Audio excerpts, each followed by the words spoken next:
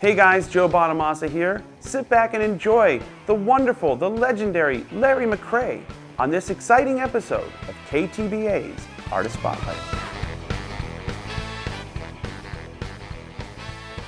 Well, I was born in 1960, and music was a big part of my upbringing, very important in my family, because I come from a working family, and at that time, it was all manual labor. You know, you either worked in the woods. My father cut woods, cut billets, as we call it, or cut pulpwood, or cut logs.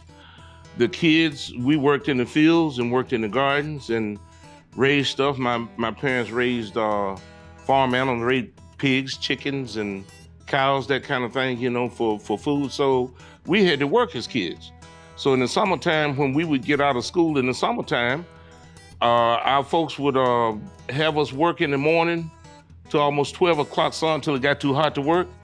We would come out of the field till about 4 o'clock in the afternoon, and they would work us again up until about the last hour and a half of daylight and let us play. And playtime was all about the music and sports. I have 7 brothers and a sister, and all us boys played some kind of sport. And everybody loved music, played and sang music. We have a drummer, a bass player, 2 guitarists with me and my sister, and 2 horn players as well. You know, out of the 9 kids, 6 of them played instruments, and everybody sang. Everybody sang. So, you know, it was just kind of a family event that after all the stuff was done, that's kind of how we entertained ourselves. Well, my big sister, Clara, is the one that got me into guitar. She lived in the South as well up until 1966. And in 66, she moved away and moved to Michigan. And when she moved to Michigan, that was kind of the end of her working days with the music because, well, first of all, because she left the band. But bluesman Michael Burks, who's deceased now, but Michael's father and my sister had a band together. So it was Brother Burks on bass, my sister Clara on guitar, E.D. Mullins on keyboards and piano, and Bobby Joe Hendricks played drums. And they used to rehearse at my house, and that's how, you know, I would get a chance to see the musicians play. My sister also dabbled with gospel music, and it was some gospel ladies that would come over to the house to sing as well. So I got a chance to firsthand be around and see all this coming up, you know. So when I got up big enough to start going out and playing some gigs around, with the locals and that, somebody would always yell, play some Hendrix, just like they yell, play Freebird. Play some Hendrix. So me and my 2 brothers, Carl and Steve, Carl on bass, Steve on the drum, we sitting there looking at each other. After a while, keep hearing it and hearing it. We like, who the hell is Hendrix? You know, they say play some Hendrix. Well, who is Hendrix? And what does he play? You know, what I don't know no Hendrix. You know, so I went to the music store to get some Jimi Hendrix. And when the man brought me the album back and it had a black face on it, I said, no, the other Jimi Hendrix. And so it was no other Jimi Hendrix. You know, the guy explained to us, I just stood and looked at this thing, man, because I just had no idea that there could be a black man playing that music. Then I found out that, you know, he was part of the Isley Brothers, you know, in the early ons, and so many people who he crossed paths with. And then I also found out that him and Buddy Guy crossed paths in the earlier days, B.B. King. They all talk about him and speak about him when his name come up. And I was lucky enough to spend good time with Buddy, B.B. King, Albert Collins, you know, in their final days. I also got a chance to meet Junior Wells, Fenton Robinson. Fenton was still active, you know, a lot. I spent a lot of days in Chicago and getting to know a lot of the old bluesmen, you know, coming through Chicago.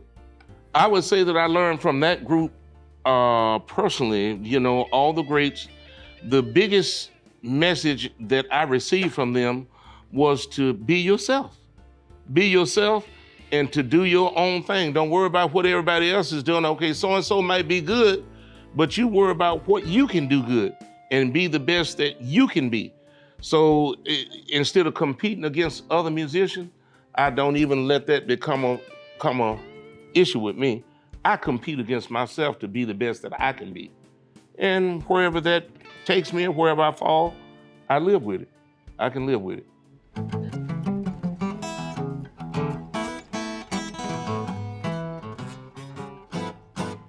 My guitar sound comes from a culmination of a lot of different things. You know, I was influenced by a lot of different music. So from blues music, my sis, which we talked about, that was my first, but she turned me on to B.B. King, Albert Collins, Freddie King, Guitar Slim, Jimmy Reed, Mississippi Fred, Furry Lewis, Bonnie Raitt. I could stand here and name names, from now on in terms of music that she turned me on to and influenced me with. Well, once I started learning all those things, I found out that I like jazz music. So George Benson come out with Breezin' in 1977, and that was my favorite record from that. During that time, I didn't thought it got no better. I learned about Benson. I learned about Wes Montgomery. I learned about Grant Green. I learned about whatever I could get my hands on, I tried to learn. Then I fell in love with the saxophone. I loved David Sanborn. I loved Wilton Felder. Crazy about Junior Walker. I loved Turrentine. I loved, I love a lot of different music. So jazz, blues, heavy metal. By moving to Michigan, I got influenced by heavy metal and the Motown, Motor City rock and roll sound, like the MC5s, stuff like that. I learned about the music of the Grateful Dead, Jerry Garcia, and I was a big country music fan, so I just could never make up my mind. People ask me and say, well, who is your favorite artist? Or what is your favorite song or your favorite instrument? I love them all so much that I have a hard problem making a choice. So my thing is, what I try to have is standard. And then once something reach to that level, to the top level, then everything above is just extras. That's just perks. How could you say, I would hate to have to choose between B.B. King and Albert King, or Freddie King or Albert Collins. How could you say Joe over Josh, or Josh over Joe, or Kirk Fletcher over this one? They all are excellent. They all are excellent, and they all have a contribution and have something to say. So why not learn from every situation that you can? And that's why it's so hard for me to choose, that I love so much, and I love diversity. I don't like everything the same all the time. You know what I'm saying? It'd be like having to eat the same food every day, day in and day out. That wouldn't be fun. Well, the first good break that I had was being part of the Virgin Point Blank label. I was the first artist signed to that label in 1988. And it was a couple of years before we released anything, but after we signed, here comes bluesman John Lee Hooker, Albert Collins, Johnny Winter, John Hammond Jr., Pop Staples. And these are just some of the names that I can remember Terry Evans, singer from Crossroads, and the Five Blind Boys. All of these people came to that label. So in the 90s, Point Blank was a big to-do as far as for blues artists. But the thing that they didn't do individual promotion. They promoted Point Blank. So you got promoted in a group of amongst 10 to a dozen other artists. And they threw everything against the wall. And if you stuck, you stuck. If you slid down, well, okay, we lost that one between the cracks. But they really did do a good promotional rollout for me. When my first record came out, I was everywhere. I was touring Europe and all over the place. And that went really good for a while, up until I thought that, I thought at 30-some years old that I needed to have more purpose in life and tied myself down to a family situation and things like that, and kind of let my momentum slip away amongst other things that helped to do that. But, I never toured before, and so when I started touring, and to stay in there for long, I needed a break and just didn't know how to go about getting it, didn't do it the right way. But looking back, I got it figured out now, but sometimes it's hard to get the wave going again once you let it flatten out, The way I jump-started my career again was I got hooked up with Mr. Joe Bonamassa, and the way I reached out to Joe, a friend of mine, Paul Casarona, in Auburn, Alabama, would tell me that, hey, I heard you on Joe's show today. Joe said something nice about you and played one of your tunes. You ought to call him. You ought to get a hold of him.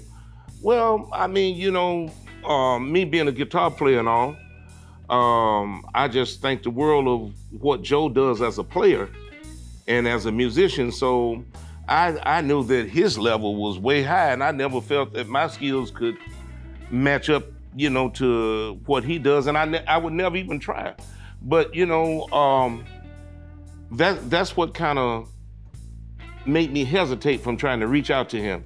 So finally, after my friend pounded me so many times, there's one other link that hooked Joe and I together, and that was a musician by the name of Larry Mitchell, who used to play with Tracy Chapman, and I think he's also played with Ariana and a lot of other popular singers like that. So he reached out to Larry. Larry got a hold of me and gave me Joe's number. I text Joe and said, hey, Joe, this is bluesman Larry McCray. And I was just calling to see, is there any possibilities that we might be able to do some work together, because I knew what he had did for Joanna Connor. And Joanna Connor is my sister for 30-some years. I mean, I helped her raise her baby and know her husband and everything. I mean, we were family. So when I saw Joe had got the break from, Joe meaning Joanna, when Joanna had got the break from Joe Bonamassa, I was totally glad for her, and I was, be honest, I was a little sad too. I said, boy, I wish something like that could happen for me. So months later, a year on down the road, lo and behold, look where I'm sitting. So that's all it was. I reached out and he got back. He said, yeah, we would, I'd love to do a record with you. He said, let's make a great record together. I said, cool. Well, a few months passed. Joe's a busy man. He got a lot of things going on. So I don't know how much time passed, 4 months, 5, 6 months. And my buddy called me back. Well, what happened? What happened? Did you call him? I'm like, no, I ain't gonna call him no more, man. I done reached out to him, let it simmer, let the man, have a chance. And finally one day, phone rang. I said, Joe Bonamassa. And it just started from there. So he and Josh Smith, made plans to come to Detroit. So I'm like, cool, okay, they come to Detroit. I said, wherever they come down there, I meet them. I'm in Bay City, When they got to Detroit, he said, hey, well, we thought about it. He said, what you do, where you live? And I'm like, whoa, I didn't want nobody to come to my house, you know what I'm saying? But I told him, and they came on, we spiffed up the place a little bit, tried to buff it up and get it ready for the king coming in. And, it's just been a wonderful experience, man. I had no idea that he's the person who he is. And I think a lot of people see him too. A lot of people see him perform. Joe has got the hair slicked back, the glasses, and the clean, and he looks like ice. He looks like ice, But when you meet him, he's the totally opposite end of the spectrum. And it's been such an enjoyable experience, just knowing somebody like that. And as far as Josh Smith, he and I used to play a lot of the same gigs together when he was coming up just a little kid. Josh was I think I met him the first time when he was 13. So from 13 on, I would see him on all the blues festivals or any special events, pretty much where I would be playing. Oh, there's Josh. After I met him, hey, how you doing, man? And we would chum, and he approached me once before about doing this, but events didn't allow. I just couldn't pull everything together what I needed to do on my end to make it happen. So another 6, 8 years passed, and doggone it, we end up doing it together, and it's been a wonderful thing. It's been a wonderful experience.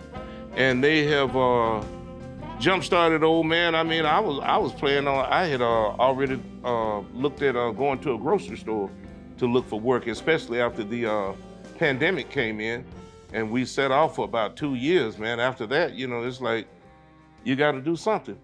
You got to do something. So, I mean, you know, that's the way that I was raised too. That, you know, you give your best effort, but you always accept your merit wherever that land you. So if you win the game, that's great. But if you don't win, you know, I accepted that. And, you know, God is good. Sometimes he gives us a second chance.